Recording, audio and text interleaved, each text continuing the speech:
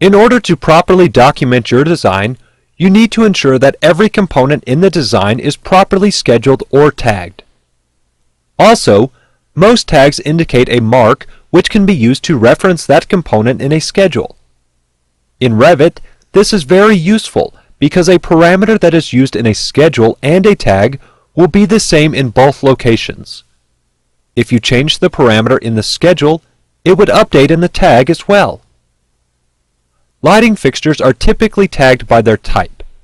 So before tagging these fixtures, we need to make sure that they have a type mark specified.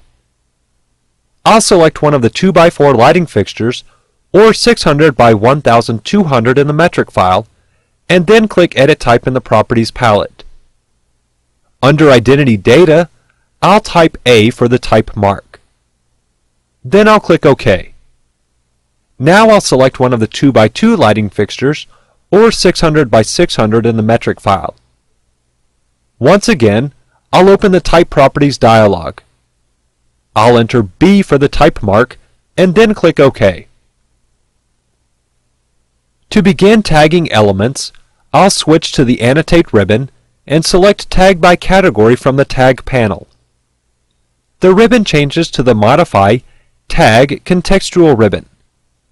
You can then move into the drawing area and begin tagging elements. For example, when you hover your cursor over an element, you can see a preview of the tag. To place the tag, simply click.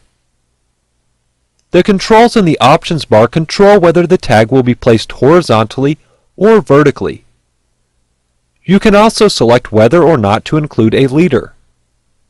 With leader selected, you can select Attached End or Free End to control the end of the leader line.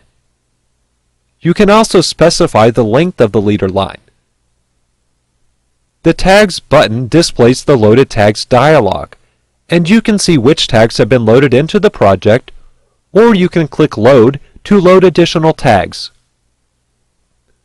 For example, next to lighting fixtures, I can see that the current tag is a lighting fixture circuit tag.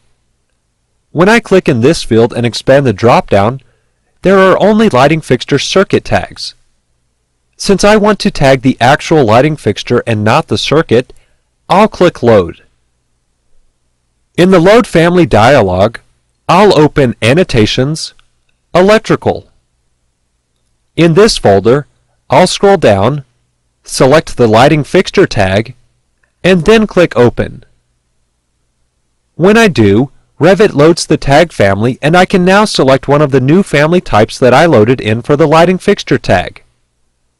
I'll choose the standard type in the Loaded Tags dialog and then click OK. Now I can begin tagging lighting fixtures with their type mark.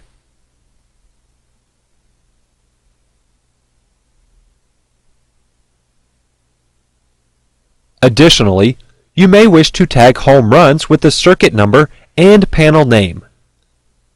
With the Tag tool still active, I'll click on a home run to place a tag.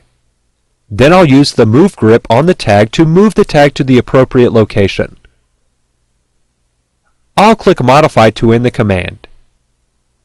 With the wire tag selected, I'll click Edit Family in the contextual ribbon to open the tag family in the Family Editor.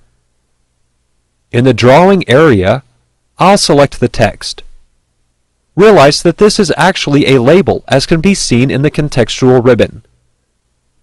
I'll click Edit Label in the contextual ribbon to open the Edit Label dialog. Here, you can select any of the available category parameters to use in the tag. To add a new parameter, click Add Parameter under the Category Parameters list. As you can see, the parameter type must be a shared parameter. Shared parameters are stored in an external text file and can be referenced by both family and project files. It is important to have a company shared parameter file with all of the parameters that will be needed for schedules and tags across all three disciplines. Only one shared parameter file can be used in a project or family file. I'll click Cancel to close this dialog. This tag is currently referencing the panel and circuits of the wire. Also, each parameter in the tag appears in parentheses with a dash in between. This is accomplished by specifying a prefix and suffix for each parameter, as can be seen here. If this tag does not meet your company's standards, you can modify it. For example, I'll remove the parentheses in the prefix and suffix fields, and then I'll change the dash to a comma. Then I'll click OK to close the dialog. Next, in the ribbon, I'll select Load into Project. In the Family Already Exists dialog, I'll click Overwrite the existing version. Back in the project, you can see the updated wire tag. So as you can see, there are several options when tagging components.